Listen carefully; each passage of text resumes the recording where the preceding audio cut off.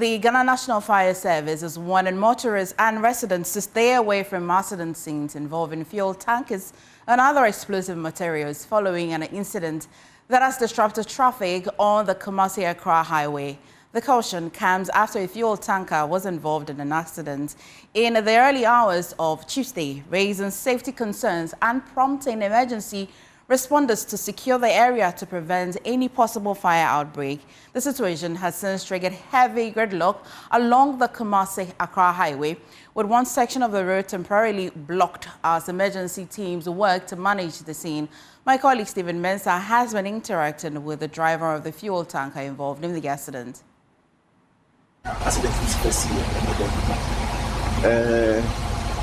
Maybe I'm an sprinter never. It's me nam atali no nam inale. Ito ocean enchanted cement car apaki so say so the day is actually the town who say I was say the frame road. I'm a ben kakaba me bani say my car sprinter until they was so kakra to train mo is I too late. And my front tire the car on the car the tire.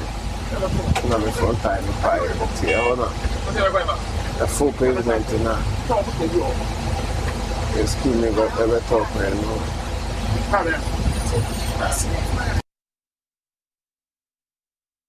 Let me engage Steve Mensah, my colleague, who's still at the scene and now joins us with the latest. Steve, has the fuel tanker been lifted yet? As you can rightly see in the shot, you would be seeing the fuel tanker still on the ground. And currently, what you will notice will be that there's active siphoning of the fuel, which was in the fuel tanker, into an empty one. They also we reported earlier, and it's still ongoing. The fuel tanker is still on the ground, and the Ghana National Fire Service, together with the National Petroleum Authority and all the other agencies currently on site, are trying to siphon all the fuel that's in the fuel tanker that's on the ground into an empty tanker. This is, they say, is to ensure that there's adequate security arrangements to prevent any impending danger over here. I have the Ghana National Fire Service on ground. The NADMO is also on ground. We also noticed that the ambulance service is also on ground. I would want to start with the NADMO to pick their thoughts on what the state of the driver is currently. Chief, good afternoon and welcome to JoyNews. Okay, good afternoon. What's the current state of the driver? The driver now he's good. He sustained some bruises and some laceration. We have able to arrest the bleeding and dress the wound. And his glucose was a little bit low. We have given him something, so now he's stable. So we are waiting for the police report form, then we'll send him to hospital. But he is okay. But what time did you get the notice that such an incident has happened? Okay, we have got the call around 6:50, so we got here 7 o'clock. 7 o'clock? Yeah, 7 o'clock. What have you gathered so far since you've been around? Okay, so when we came, yes, as around 11:30, yes, I spoke with the fire commander and the police commander that the people on the field, some came here around 2 o'clock a.m. So they should look for something, mobilize some food for them. Otherwise, maybe some may fall down like hypoglycemia and so. So thank God they have done that and they have provided everything. So the scene is okay now. So you can confirm that the driver is still in the ambulance? Oh yes, he's still there, but he's okay. He's better now. Yeah, what about the mates? We understand there was a mate together with him in the ambulance. When we came, we just only met the driver. Thank you so much. So that was the Ghana Ambulance Service, and he has been telling us about. So that's the Ghana Ambulance Service, and he has been telling us about what the measures they've been putting in place for the driver who has been on site and has been involved in the accident. We also have the NADMO over here also. Chief, good afternoon and welcome to JoyNews. I'd want to pick your thoughts on what you've gathered so far. We noticed you came around not too long ago. What have you gathered so far? Okay, so I'm just receiving some briefing from my men that I brought on the ground. I've also received some briefing from the fire service and then that of the Ghana Police Service. What the issue is looks like you can see a cement truck parked at the far end. That car looked like it has developed a fault. So it doesn't have a triangle behind it to warn the oncoming vehicles. So this very tanker driver saw the car parked very late, and he couldn't also change lanes because there was another car on the left side.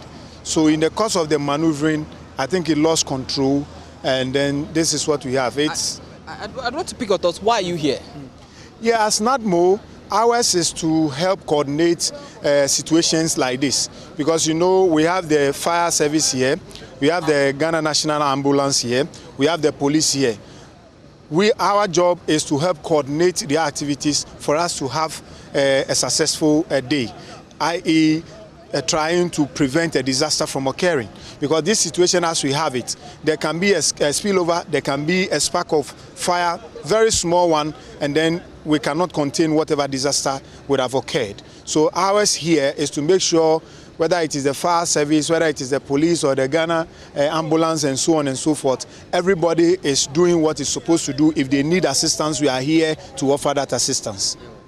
Thank you so much, sir. So that was the NADMO also, and they've been telling us that they would be giving assistance to the agencies who are currently on site, given the incident that has happened also. I have the Ghana National Fire Service also on site. He has been speaking to us prior to this incident and right from 10 a.m. and he has been talking to us about what they've been doing so far. Chief, what have you gathered so far since the last time we spoke?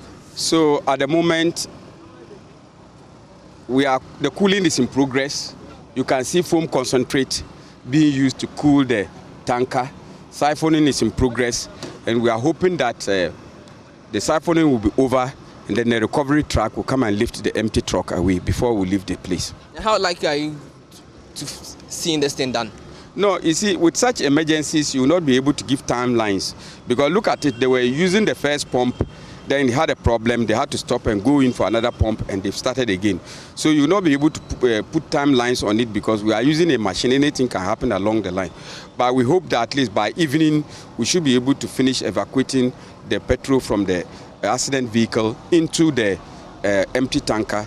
Then we can now lift the empty one to allow free flow of traffic. One major concern will be that the driver has been on site since early hours of this morning. Is this not a concern to you guys? No, at the moment, you know, ambulance services are around.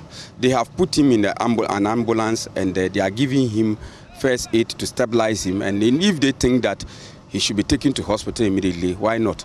So that they can go and take care of him. So as we speak, he's lying in an ambulance and resting. So this is as a precautionary measure? Oh, yes. Oh, yes. It's a precaution, because nobody, after an accident, you can think that nothing has happened to you. But if you don't take time, you may be having serious issues. So that is how come the ambulance service are taking care of him. My other question to you be about, earlier we saw some other fire tenders arrive at the scene. What was this for? No, you know, I told you our major concern here is to prevent this tanker degenerating into a fire outbreak. So we have something we call the base pump. Those that came are from Amasama, and we don't want any car to leave here to go look for water. So the other car that came from Medina and other parts only came to augment water supply. They've gone back to bring more water to come and add to the Amasaman vehicle to continue with the cooling. So the Amasaman vehicle will not go. That one is the base pump. It is permanent. Then the rest will come and feed it with water. So exactly if you saw tenders here, that is what they came to do. Let's talk about security protocols over here. I see one section of the road has been blocked, the other is flowing currently. What other security arrangements are you putting in place? No, we've cordoned off the area, and I told you the cordon here is made up of the inner cordon and then the outer cordon. Over there is the cold zone. Anybody at all can be there, but those men who are involved in the cooling and the lifting of the petrol are in the hot zone. And if you have nothing to do, we will not entertain you in the hot zone. And that is the reason why the police are here, to prevent people from entering into the hot zone. Thank you so much, sir. Thank you so much. So that was the Ghana National Fire Service also, and they've been telling us about the security protocols currently here at the Accra-Kumasi Highway. You would notice that we reported earlier, one part of the road has been blocked. The other part is currently flowing. The traffic is easing up on the other section that leads to Accra, but then the other section that leads to Kumasi has been blocked due to the situation currently on site. The fuel tanker that has fallen on the Accra-Kumasi highway. What we'll notice also will be that security agencies are currently on site. The Ghana National Fire Service, the ambulance service, the Ghana Police Service also, and NADMO also are currently on site, try to augment the situation to ensure that no further disaster is created here at the Accra-Kumasi highway.